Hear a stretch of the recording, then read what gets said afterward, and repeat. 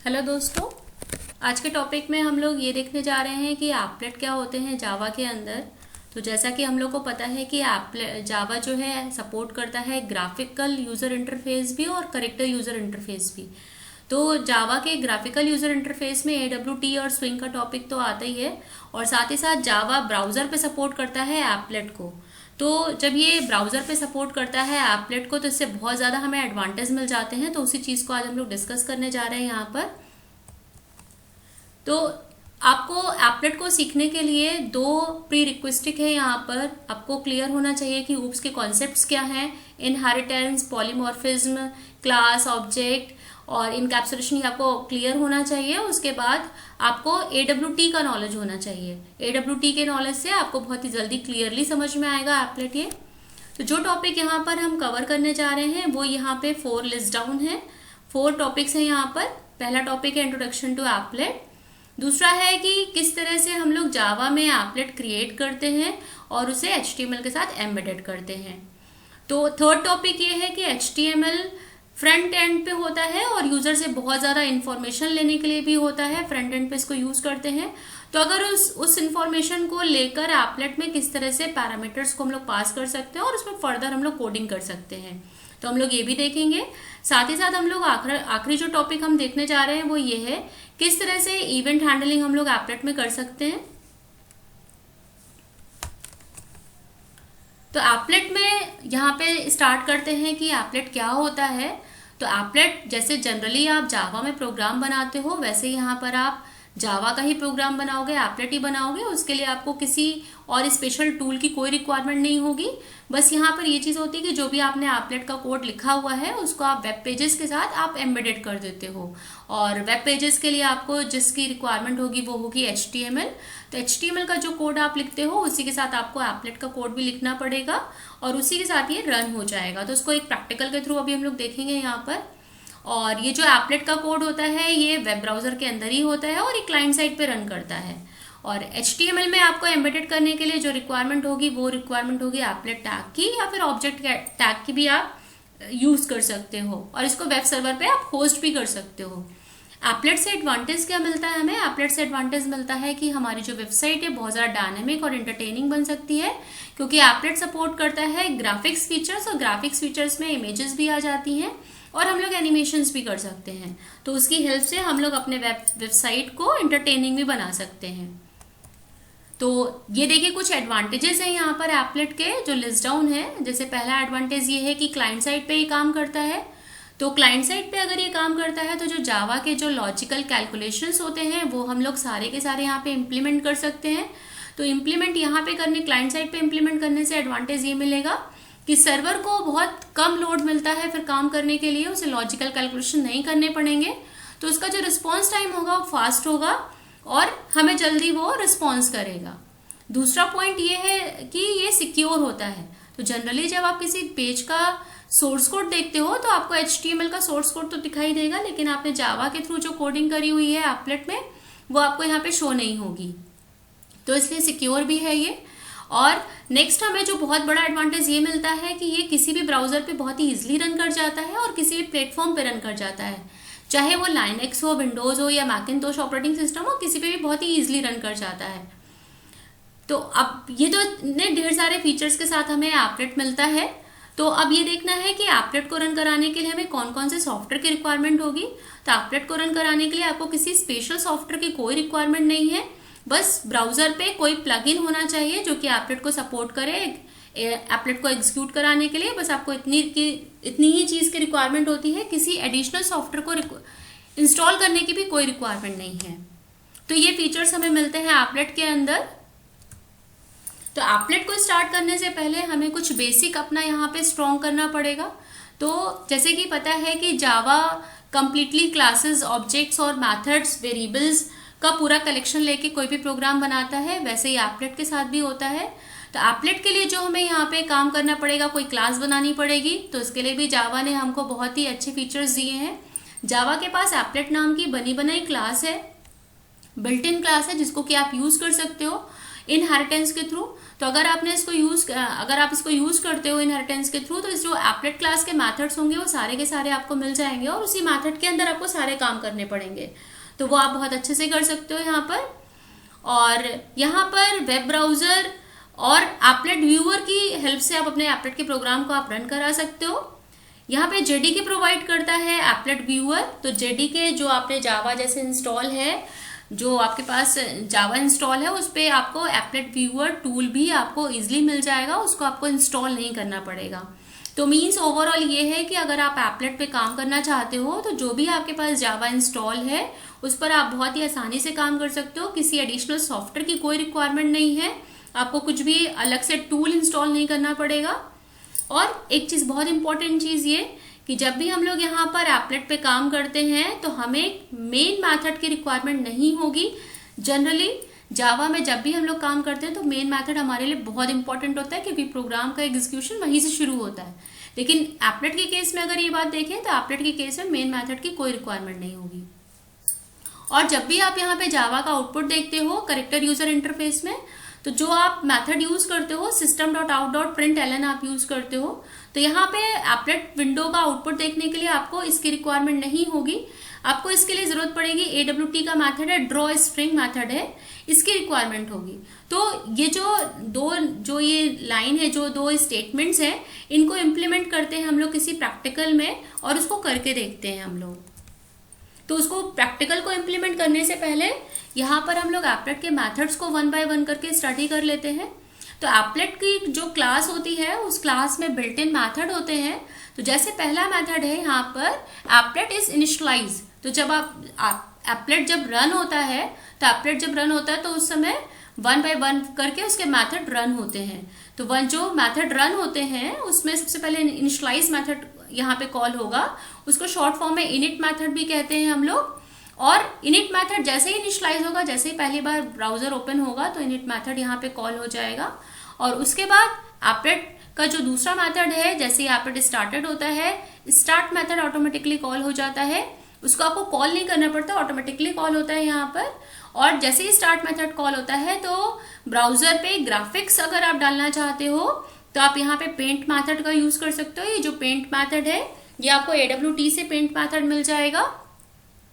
और फिर जैसे ही आप ब्राउजर को मिनिमाइज करते हो, स्टॉप मेथड यहाँ पे कॉल करता है, ऑटोमेटिकली ये कॉल करता है, आपको कॉल नहीं करना पड़ता, ऑटोमेटिकली ही कॉल होता है। और जैसे ही ब्राउजर क्लोज होगा डिस्ट्रॉय मेथड कॉल होगा। तो ये देखा आप लोगों ने, अगर पहला फेज है तो इनिट मेथड, सेकेंड फेज पे स्टार्ट मेथड, थर्ड फेज पे पेंट मेथड एंड फोर्थ पे स्टॉप और फाइनली डिस्ट्रॉय। जैसे ही ब्राउजर क्लोज होता है वैसे ही डिस्ट्रॉय मेथड कॉल हो जाता है। तो ये सारी जो लाइफ साइकिल है ये ऑटोमेटिकली होती है, हमें कोई बहुत ही स्पेशल एफर्ट्स नहीं करने पड़ते हैं इन मेथड्स को रन कराने के लिए। तो यहाँ पे वो सारे जो मेथड है उनका डिस्क्रिप्शन यहाँ पर है कि इनिट मेथड का यूज क्या होता है, कितनी बार कॉल होता है। तो इनिट मेथड सिर्फ एक बार कॉल होता है और ये कब कॉल होता है, जैसे एप्लेट इनिशियलाइज होता है। और स्टार्ट मेथड कब कॉल होता है, जब जैसे आप ब्राउजर को मैक्सिमाइज करते हो वैसे स्टार्ट मेथड कॉल होता है। और स्टॉप मेथड कॉल होता है जैसे ही ब्राउजर मिनिमाइज होता है। और डिस्ट्रॉय भी एक ही बार ही कॉल होता है जब आप ब्राउजर को क्लोज कर देते हो। और ग्राफिक्स पेंट मेथड जो है, पेंट मेथड की हेल्प से हम लोग एप्लेट पे कुछ भी ड्रॉ कर सकते हैं, कोई भी ग्राफिक्स यहाँ पे ड्रॉ कर सकते हैं। जो भी हम लोगों ने AWT में जो हम लोगों ने ऑब्जेक्ट ड्रॉ करे थे वो सारे के सारे ऑब्जेक्ट हम लोग यहाँ पे ड्रॉ कर सकते हैं। तो देखिए पहला एग्जाम्पल ये जो लिया है, इस एग्जाम्पल में सिंपल सा ये एग्जाम्पल है जिसमें हमने यहाँ पर एप्लेट क्लास को यूज करा है। तो ये बिल्ट इन फीचर हमें मिल जाएगा, बिल्ट इन क्लास है। बिल्ट इन क्लास के लिए कोई आपको कुछ इंस्टॉल नहीं करना, कोई जार फाइल आपको इंस्टॉल नहीं करनी। जब JDK इंस्टॉल होता है तो उसमें ऑलरेडी ये एप्लेट हमें मिल जाता है। और अगर हम AWT का पेंट मेथड यूज कर रहे हैं तो AWT भी हमें उसकी ग्राफिक्स क्लास को हम लोगों ने यहाँ पे इंपोर्ट कर लिया है। और अब हम लोग अपनी क्लास बनाने चाह रहे हैं। तो अपनी क्लास बनाने के लिए जो हमने अपनी क्लास का नाम लिया है उस क्लास का नाम रखा है फर्स्ट, और इसको पब्लिक बना रखा है क्योंकि पब्लिक बनाने से ये ब्राउजर से एक्सेसिबिलिटी हो जाएगी इसकी। और ये इसको एक्सटेंड करा दिया है एप्लेट। क्यों एप्लेट से एक्सटेंड कराने से फीचर क्या होगा, जो एप्लेट क्लास के मेथड होंगे वो सारे के सारे इनहेरिट होकर फर्स्ट हमारी क्लास के अंदर आ जाएंगे, फर्स्ट क्लास के अंदर आ जाएंगे। और उसके बाद पेंट मेथड को कॉल कर लिया है। पेंट मेथड में यहाँ पे ग्राफिक्स ये ऑब्जेक्ट पास कर दिया है, और ग्राफिक्स ऑब्जेक्ट पास करने के बाद जो ग्राफिक्स का मेथड है ड्रॉ स्ट्रिंग, जो कि हम लोगों ने अभी प्रीवियस स्लाइड में देखा, उसकी हेल्प से बस यहाँ पे हम लोग क्या लिख रहे हैं, वेलकम टू एप्लेट, और जो ये 150 है ये एक्स कोऑर्डिनेट है और ये 150 है वाई कोऑर्डिनेट। तो ये बिल्कुल AWT का ही सिंटेक्स है, कुछ अलग से सिंटेक्स भी यहाँ पे यूज नहीं करा है। ड्रॉ स्ट्रिंग भी इवन जो मेथड है वो AWT का ही है। और उसके बाद यहाँ पे जो 2 लाइनें आपको एक्स्ट्रा दिखाई दे रही हैं उसको समझ लेते हैं। ये आपको जोड़ना पड़ेगा, इसमें ऐड करना पड़ेगा। जैसे कि पता है कि एप्लेट ब्राउजर पे ही रन होते हैं, तो ब्राउजर पे रन कराने के लिए जो एडिशनल हमें HTML के साथ हमें जो टैग की रिक्वायरमेंट है वो है एप्लेट टैग।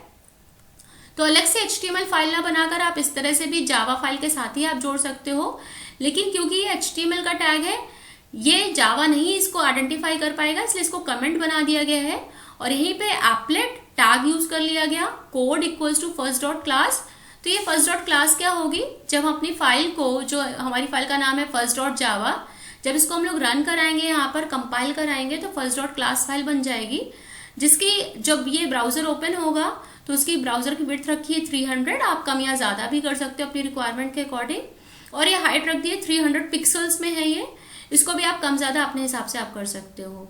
ठीक है, तो ये पूरा फिर यहाँ पे एप्लेट टैग ये क्लोज कर दिया है और उसको कमेंट भी क्लोज यहाँ पे कर दिया है। तो इतना करने के बाद हम लोग एप्लेट के प्रोग्राम को रन करा सकते हैं। तो देखिए मैंने यहाँ पर ये जो ये फाइल है उसको हमने किसी एडिटर में हमने सेव कर दिया है। यहाँ पे आप कोई भी एडिटर आप यूज कर सकते हो, तो हमने सिंपल सा एडिटर लिया है नोटपैड। तो अगर दोस्तों अगर आप बिगनर फेज पे हो, आप जावा अगर आप सीख रहे हो, तो उस केस में आप बहुत ही सिंपल एडिटर ही यूज करो। तो नोटपैड बहुत ही सिंपल एडिटर होता है जिसमें काम करना बहुत आसान होता है।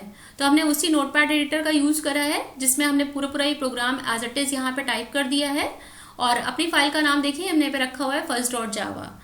ठीक है, तो अब इसको हम लोग रन करा के देखते हैं। अगर इस प्रोग्राम फाइल को हम रन कराएं तो हमारे पास एक छोटा सा एप्लेट की विंडो ओपन होकर आ जानी चाहिए। तो उसको एप्लेट को रन कैसे कराते हैं, एप्लेट को रन कराने के लिए हमें चाहिए होगा एप्लेट व्यूअर टूल, और इसके लिए कमांड प्रॉम्प्ट पे जाएंगे हम लोग। तो कमांड प्रॉम्प्ट पे वहां पे लिखेंगे जावा सी फर्स्ट डॉट जावा। तो अगर जावा का पाथ सेट होगा तो बहुत ही इजीली यहाँ पे ये फाइल रन हो जाएगी। और उसके बाद अगर इसको देखना है हमें, तो एप्लेट व्यूअर फर्स्ट डॉट जावा, ये आपको 2 लाइन टाइप करनी होगी कमांड प्रॉम्प्ट पे, वहीं से ये प्रोग्राम रन हो जाएगा। तो इसका आउटपुट देखते हैं हम लोग यहाँ पर। तो देखिए हमारे पास ये CMD वाली स्क्रीन ओपन हो गई, और CMD स्क्रीन पे हम लोग यहाँ पे रन कराते हैं। क्योंकि मेरा जावा का पाथ सेट नहीं है तो हमें सीधे जावा के फोल्डर पे ही जाना पड़ेगा। तो ये जावा पे जा रहे हैं, JDK मेरे पास 1.8 का वर्जन है, और बिन के अंदर जा रहे हैं जहां पे हमने अपनी फाइल सेव कर रखी है। और यहां से हम लोग रन कराते हैं फर्स्ट डॉट जावा,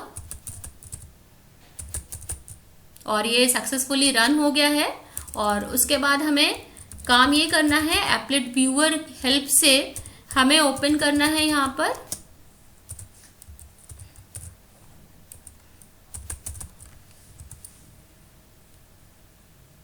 तो देखिए छोटा सा ये एप्लेट ओपन हो गया, इसको आप मैक्सिमाइज भी कर सकते हो। तो देखिए यहाँ पर स्ट्रिंग पे आ गया वेलकम टू एप्लेट।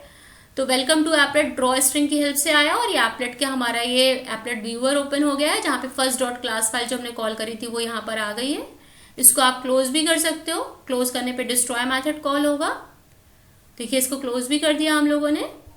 तो इस तरह से हम लोग एप्लेट के प्रोग्राम्स को बहुत ही इजिली रन करा सकते हैं। अब जैसे कि हमने पहले डिस्कस कर रहे थे कि हम लोग की एप्लेट में हम लोग ग्राफिक्स भी इसमें काम कर सकते हैं, तो हमने यहाँ पे एक प्रोग्राम एक और बनाया है ग्राफिक्स का। तो उसमें ये जावा डॉट एप्लेट बिल्कुल वैसे ही यहाँ पर एप्लेट क्लास यूज कर ली है, और यहाँ पे AWT के सारी क्लासेस आ जाए, या फिर ग्राफिक्स क्लास भी लिख सकते हो आप सिंपल, कोई इससे ज्यादा इफेक्ट नहीं होगा। और जो हमारी क्लास का नाम है उसका नाम रखा है GD, ग्राफिक्स डिस्प्ले करके है। और यहाँ पर हम एक सजेशन आप लोग को देना चाहेंगे, आप अपने क्लास फाइल का नाम, अपनी प्रोग्राम फाइल का नाम जितना छोटा रखते हो उतना ही आपके लिए अच्छा रहता है। और इस क्लास को भी पब्लिक बना दिया है हम लोगों ने, पब्लिक इसलिए क्योंकि ब्राउजर से इसे इंटरेक्ट करना होगा। और उसके बाद पेंट मेथड की हेल्प से यहाँ पे जी ऑब्जेक्ट पास करके यहाँ पर पहले कलर सेट कर दिया है, सेट कलर रेड, यानी कि जो ऑब्जेक्ट आने वाले हैं उनका कलर रेड होगा। और ड्रॉ स्ट्रिंग से वेलकम कर दिया है 50,50 कोऑर्डिनेट पर, और इस तरह से लाइन ड्रॉ कर ली है, रेक्टेंगल एक ड्रॉ करा है, एक फिल रेक्टेंगल है, एक ड्रॉ ओवल है, और पिंक कलर यहाँ पे कलर चेंज कर दिया। अब जो ऑब्जेक्ट आने वाला है उसका कलर हो जाएगा पिंक, और यहाँ पे फिल ओवल कर दिया है। तो इस तरह से हम लोग ने AWT के ही कॉन्सेप्ट हैं, सारे AWT के ही मेथड्स हैं, जिसका यूज करके यहाँ पे ग्राफिक्स हम लोग ड्रॉ कर रहे हैं। और इसको देखते हैं कि अगर हमने नोटपैड पे इसको सेव कर रखा है, तो देखिए नोटपैड पे ही हमने इस प्रोग्राम को बिल्कुल एज इट इज सेव कर रखा है यहाँ पर। और इसका फाइल का जो नाम है gd.java है। तो इसको आगे हम लोग देखते हैं। अच्छा, जो लास्ट फाइल थी हमारी, उसमें हम लोगों ने एप्लेट कोड, यहाँ पे देखिए यहाँ पे एप्लेट कोड यूज नहीं करा है। अगर हम लोग यहाँ पे लास्ट फाइल पे जाते हैं तो देखिए यहाँ पर कमेंट लगा के हमने एप्लेट कोड यहीं पे कॉल कर लिया था। लेकिन अब जो हमने फाइल यूज करी है, जो ग्राफिक्स की फाइल यूज करी है, उस पर हमने अलग से एक HTML फाइल बनाई है। उस HTML फाइल पे जनरली जैसे हम लोग लिखते हैं HTML बॉडी, और ये उसमें एप्लेट कोड यूज कर लिया है, gd.class, विड्थ दे दी, हाइट दे दी। कोड में कोई चेंजेस नहीं है। ये देखिए ये 2 लाइनें बिल्कुल एज इट इज हैं। तो अगर आप चाहो तो प्रोग्राम के साथ लिख सकते हो, अदरवाइज अगर आप चाहो तो आप अलग से फाइल भी बना सकते हो। तो जो हमारी फाइल का नाम है वो gd.html है। जावा फाइल का नाम और HTML फाइल का सेम नाम का कोई कंपल्शन नहीं है, आप इसको अलग अलग भी रख सकते हो। बस ये आप फाइल आपस में रिलेट हो रही है, इसलिए दोनों फाइल का नाम हमने सेम रखा हुआ है। तो देखिए gd.html ये फाइल देख लीजिए, ये तो बिल्कुल एज इट इज जो कोड यहाँ पे है वो हमने ऑलरेडी यहाँ पे टाइप कर रखे हैं। और इसका आउटपुट देखते हैं अब हम लोग। तो आउटपुट देखने के लिए वापस से हमें वही करना पड़ेगा, जावा और JDK bin, और यहां से हम लोग रन कराते हैं gd.java। ये कंपाइल कराने जा रहे हैं हम लोग। कंपाइल कराने के बाद कोई एरर नहीं दिखाई दे रही है, तो सक्सेसफुली रन कर गया ये। एप्लेट व्यूअर, अब यहाँ पे थोड़ा सा चेंजेस करेंगे हम लोग। पिछली बार तो हम लोगों ने gd.java ही रन कराया था, लेकिन यहाँ पे हम लोग अब यूज करेंगे HTML, क्योंकि हमारी जो कोडिंग है जहां से एग्जीक्यूट हो रहा है वो gd.html ही है। ये देखिए, ये जब एग्जीक्यूट हुआ तो जो ग्राफिक्स पे हम लोगों ने बनाया था, एक लाइन ड्रॉ करी थी, वेलकम लिखा था हम लोगों ने, एक ड्रॉ रेक्टेंगल था, और यहाँ पे एक ड्रॉ ओवल था, फिल ओवल है जिसका कलर पिंक है, सबसे लास्ट लाइन थी ये, और ये फिल रेक्टेंगल है। तो जो भी हम लोगों ने यहाँ एप्लेट में करा वो सारे का सारा यहाँ पर हो रहा है। 1 2 6 थिंग्स हम लोगों ने यहाँ पे ड्रॉ करी है with the help of applet. तो ऐसे आप लोग भी ड्रॉ कर सकते हो, कोई भी ऑब्जेक्ट आप इजिली ड्रॉ कर सकते हो। तो इस तरह से ग्राफिक्स का यूज कर सकते हैं हम लोग एप्लेट के अंदर। नेक्स्ट जो हम लोग का टॉपिक था उसमें ये था कि किस तरह से हम लोग पैरामीटर्स को पास करते हैं एप्लेट में। तो इसके लिए दोस्तों फिर से वही चीज है, यहाँ पर हमारे पास एप्लेट क्लास है, AWT की क्लास यूज कर ली हम लोगों ने, और अपना जो हम क्लास बनाने जा रहे हैं उसका नाम रखा है यूज परम। आप कोई दूसरा नाम भी रख सकते हो, और एप्लेट को यहाँ पे एक्सटेंड कर लिया है। और यहाँ पे देखिए अभी तक हम लोग क्या कर रहे थे, यहाँ पे g.string से डायरेक्टली यहाँ पे हम लोग यहाँ पे इंफॉर्मेशन दे रहे थे डबल कोट्स के अंदर। अब यहाँ पे हमने चेंज कर दिया है थोड़ा सा, यहाँ पे एक स्ट्रिंग वेरिएबल लिया है, और गेट पैरामीटर की हेल्प से मैसेज MSG एक वेरिएबल है, और ये वेरिएबल कहाँ पर है ये भी हम आपको शो करते हैं नेक्स्ट स्लाइड में। ये पैरामीटर गेट करेंगे और ये पैरामीटर वेरिएबल की वैल्यू str के अंदर जाएगी, और str यहाँ पे प्रिंट हो जाएगा। तो ये वैल्यू कहाँ से आ रही है वो देखते हैं हम लोग। और इसके लिए जो नेक्स्ट फाइल बनी है वो है HTML की फाइल बनी है। तो यहाँ पे देखिए HTML की फाइल बनी, ये एप्लेट कोड बना, यूज परम डॉट क्लास ये बन गया, और विड्थ इसकी दे दी, हाइट दे दी हम लोगों ने, परम नेम यहाँ पे MSG दिया है। ये MSG वेरिएबल वही है जो वहां पर हम लोग पास कर रहे थे। ये देखिए यहाँ पे ये MSG वेरिएबल है, और यहाँ पे value equals to welcome to applet, means इस वेरिएबल की वैल्यू क्या होगी, वेलकम टू एप्लेट होगी, और ये एप्लेट यहाँ पर है। और एप्लेट कोड को बंद कर दिया और बॉडी और HTML है। तो इसका आउटपुट हम लोग करके देखते हैं किस तरह से ये रन कर रहा होगा।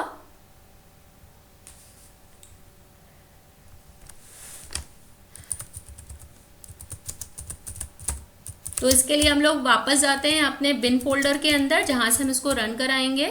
तो पहले तो कंपाइल कराना जरूरी है। तो जो हम लोग की फाइल का नाम था useparam.java, ये फाइल का नाम था जिसको हम कंपाइल करा रहे हैं। और इसको बाद रन कराने के लिए एप्लेट व्यूअर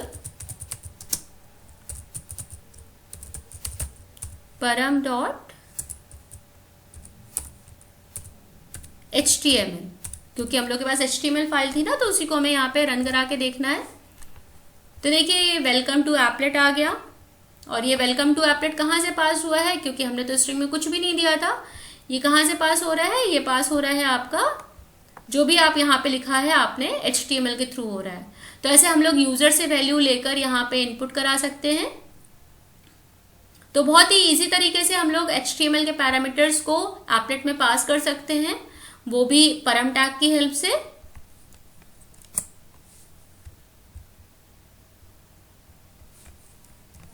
तो नेक्स्ट स्लाइड में अब जो हम लोग का लास्ट टॉपिक था, how to handle events in applet, बहुत ही इजी मेथड है ये भी।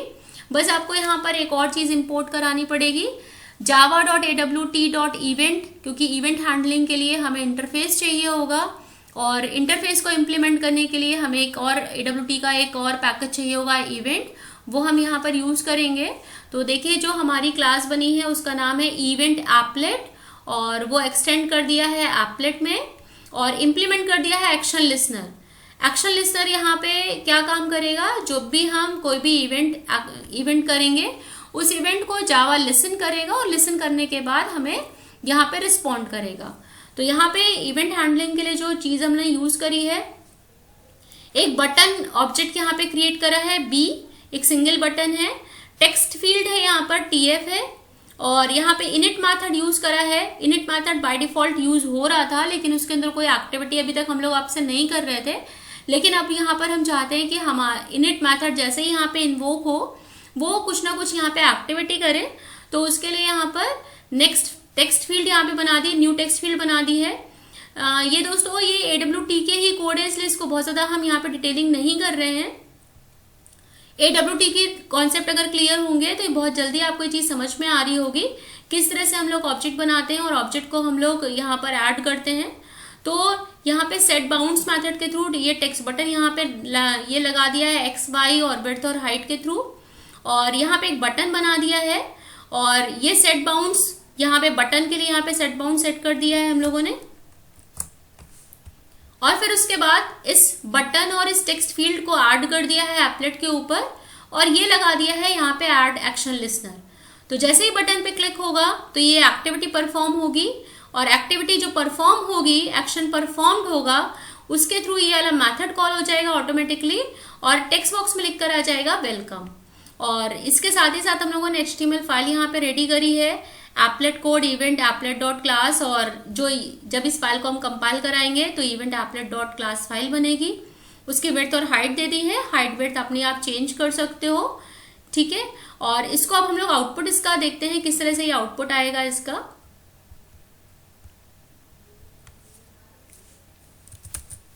तो जो हम लोग का फाइल का नाम था, हम लोग वो फाइल रन करानी होगी यहाँ पर। उसके लिए बिन फोल्डर में जा रहे हैं, तो जावा सी इवेंट एप्लेट है .java, और उसके बाद उसको रन कराएंगे। Applet viewer event applet .html। तो यहाँ पे देखिए ये एप्लेट की विंडो आ गई हमारी, जहां पर एक बटन है और एक टेक्स्ट बॉक्स है।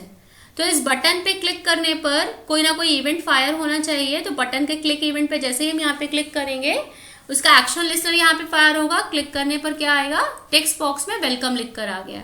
तो यही हम लोग की कोडिंग थी कि जैसे ही यहाँ पे एक्शन परफॉर्म हो तो यहाँ पर वेलकम लिख कर आ जाए। वेलकम यहाँ पे देखिए लिख कर आ गया है, तो जिसको कि हम लोगों ने आउटपुट में यहाँ करके देखा। तो जैसे हम लोग ये प्राइमरी बेसिस पे हम लोग ये एप्लेट पे काम कर पा रहे हैं, ऐसे एप्लेट पे हम लोग और भी बहुत ज़्यादा काम यहाँ पे कर सकते हैं। एप्लेट में एनिमेशंस भी हम लोग कर सकते हैं। तो एप्लेट में एनिमेशंस बनाने के लिए हम लोग नेक्स्ट वीडियो में देखेंगे किस तरह से हम लोग एप्लेट में एनिमेशंस क्रिएट कर सकते हैं।